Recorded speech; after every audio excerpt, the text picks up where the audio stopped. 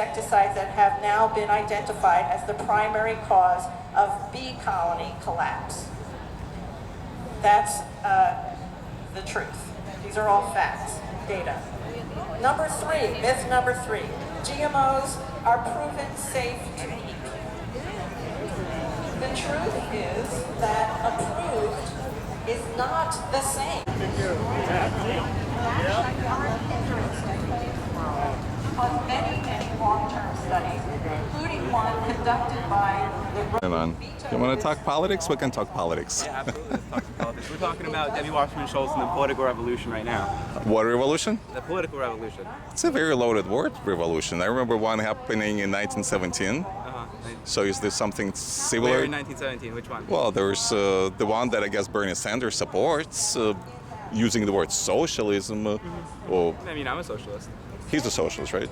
No, he's a democratic socialist. So he doesn't believe in the private. He believes in private ownership and capitalism still. So he does believe that. Why using the word socialist? That's what I understand. He's fusing democratic socialism in order to have a combination between their capitalist structure that we have now and social programs for the people like me. So why not use the word social? Why not truncate the word and use social democrat as opposed to socialist? That's what kind of boggles me. It's semantics, is what it is. But really, it's important. There's a huge difference between the two. Social program versus socialist. I mean, they're world apart. What's the difference to you? Because I'm not picking up on it. Well, you just mentioned a couple of them. One, socialism by definition is the society where private property is illegal, and two, where profit is illegal as well. I mean, just take these two things and right there.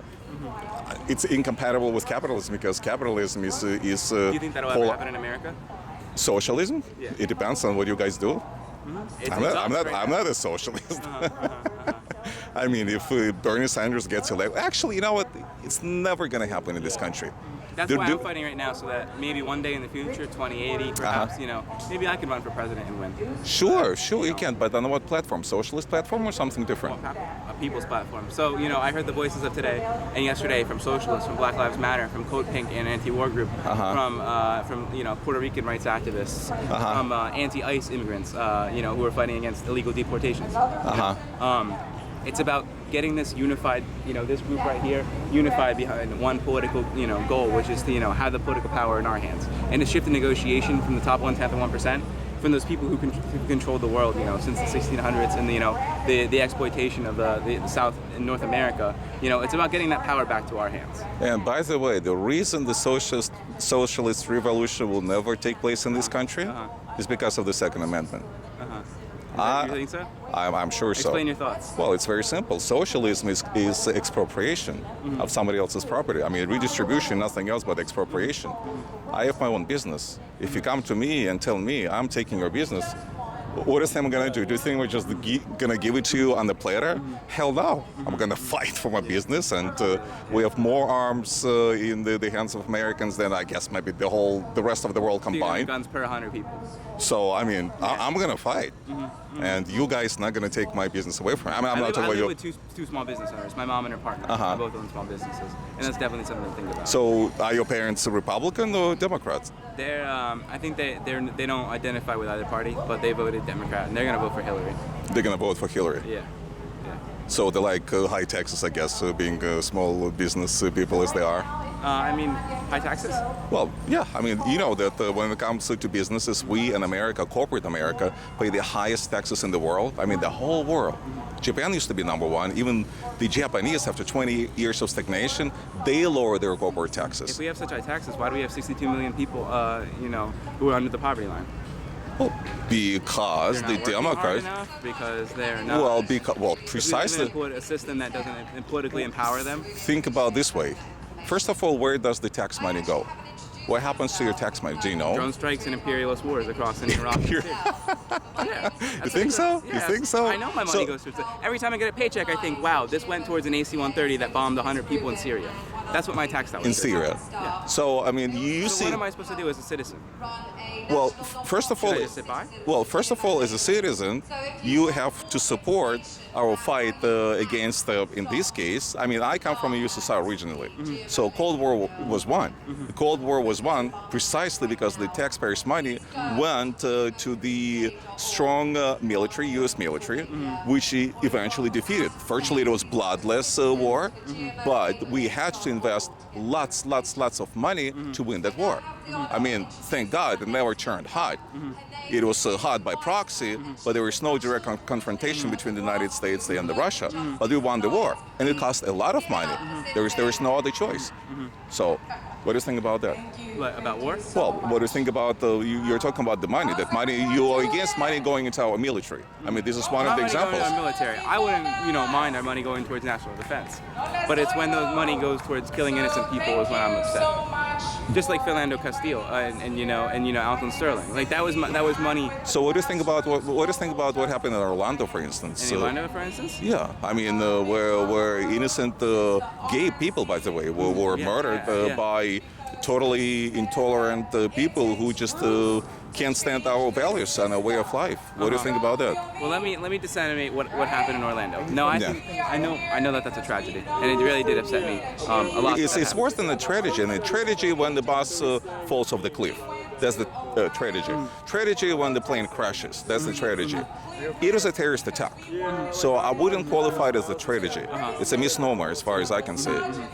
So what I saw from the Orlando, making sure it's recording. Absolutely. What I saw from the Orlando shooting was a couple of things. Yes. One, I watched an interview on Democracy Now! with actually the gay lover of the shooter, Omar Mateen, and what he said is that he had a vendetta against the Puerto Rican American gay community because he apparently received HIV from one of them. So it has nothing to do with terrorism. What I'm saying is that the way that the media layered it as terrorism was because of his race. Race? Because of his Pakistani identity. So when we don't talk about the Planned Parenthood shooter who was in Colorado as a terrorist, do we? Or the guy who was down in Mother Emanuel Church, I'm against all types of terrorism. Me too, as well. But see, right here, you're saying you're calling someone who killed, Planned Parenthood, whatever that story was. You called that person. He is a terrorist as well. So you called him a terrorist. But it's semantics and the way our government frames this. So they called for more bombings in Iraq and Syria, but Omar Mateen was an American citizen.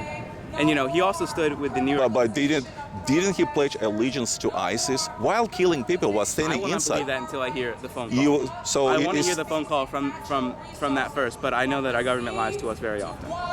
So you don't believe that he was inspired by ISIS? Do you believe that the guy I believe that there's other motives besides Islamic terrorism because he didn't even go to the mosque every week. So it's irrelevant. I mean, he pledged allegiance to ISIS. What do you think about? I think that it's a much more nuanced problem, especially when he was a law-abiding citizen who was able to buy, a weapon. Yeah, I know. He worked. He also worked for G4S, a private security firm. Yeah, exactly. This is all tied in. So this is where we can see the convergence of the gay rights movement, the anti-gun control movement, and what else? The backlash against Hispanic Americans.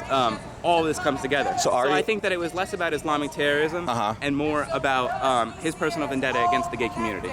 But I realize that there is an Islamic factor to it. But I think that the way that the media framed his identity was negative. It was no doubt a terrorist attack, but I think that we should take more away from his personal problems with the Puerto Rican. Okay, so let me ask you this. Would you view, there's a DNC convention going on right now, right next to us. Yes.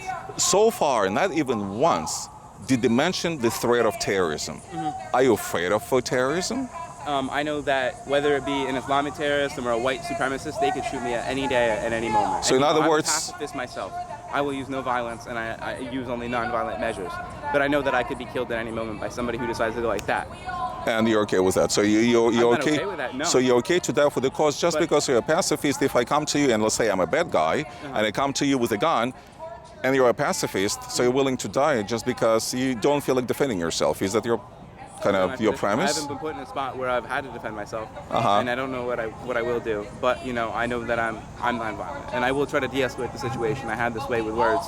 How would you de-escalate it if, let's say, you put yourself into the shoes of the victims of terrorism, as an example, in this Orlando, bar? Imagine if out of all these people, just one, or everyone for that matter, had a gun. Don't you think there would be much fewer victims?